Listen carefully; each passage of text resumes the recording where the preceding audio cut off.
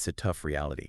Millions are waiting, hoping every single day for a life-saving transplant, an organ transplant, and they just might not get it because there just are not enough organs to go around. It is a problem, a big problem, and it raises a lot of really difficult ethical questions. What if there was a way? What if we could change that?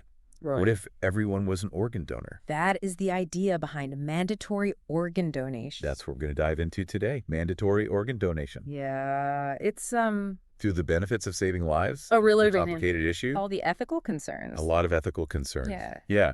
So the source material that we are looking at today is an excerpt from an article called Mandatory Organ Donation, Balancing Lives and Bodily Autonomy. Okay. And it really gets to the heart of this tension, the heart of this debate. Yeah, it doesn't pull any punches, this article. Millions die each year waiting for a transplant. Absolutely. It's a stark reality. Yeah. And that really fuels the argument that we have got to change something. Right. We need to do something drastic. And proponents of mandatory organ donation say that this is the solution. Yeah. This could be the solution to save all of those lives. If everyone was a potential donor, Right. we could eliminate those agonizing wait lists. And it's not just about saving lives. Yeah. The article also points out that there's this huge problem with the black market organ trade. Of course. Yeah. Desperate people doing really desperate things. Absolutely. Desperation drives people to extreme measures. It's a market, Unfortunately, and people are exploited. it creates a market where vulnerable people are exploited. Yeah. And mandatory donation could reduce the demand. Yeah. Reduce that demand that fuels that black market. Absolutely. Protect the people most at risk. Yeah. So there are definitely some benefits to consider. Yeah. But on the other hand, agrees. you've got the government. There's always another side. Yeah.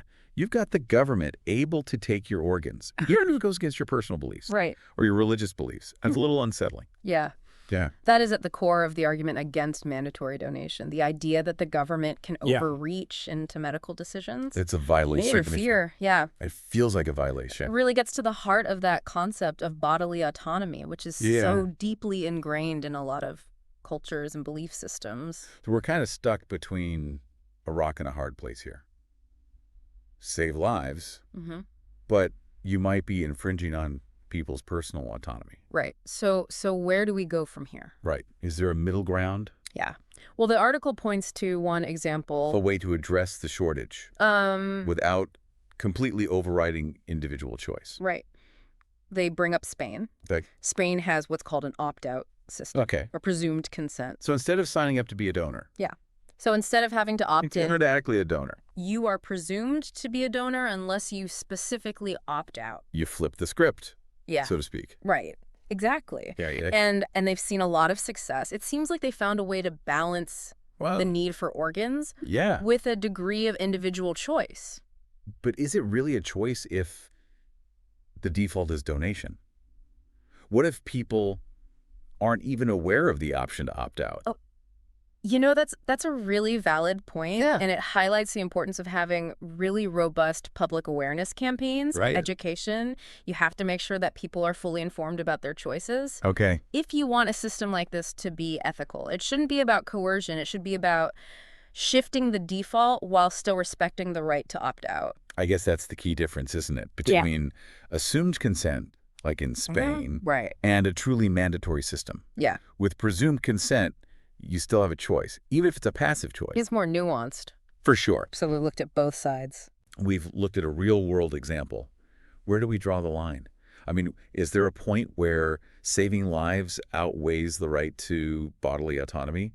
I'm not sure. That's a question that we all have to grapple with. Yeah. On an individual level, there's no easy answer. It's about weighing those values Right. and coming to your own conclusions. And that's what I want to leave everybody with today, a final thought to ponder. Mhm. What if, on top of everything else, on top of all the awareness and the education, Yeah. what if we could guarantee that organ allocation would be totally fair, Mhm. completely equitable, no bias, no corruption? Interesting. Would that change how you think about this issue? That's a great question. It really forces us to think about what our concerns really are about mandatory donation Yeah. at their core. And for anybody who wants to dig into this a little deeper, I highly recommend checking out the World Health Organization. Yeah, They've got a ton of information on global organ donation practices. Yeah. This is a topic that deserves our attention. It really does. It's a conversation that we all need to be a part of. Yeah. Thanks for taking this deep dive with me. Absolutely. It's been a pleasure. I'll see you next time. See you next time.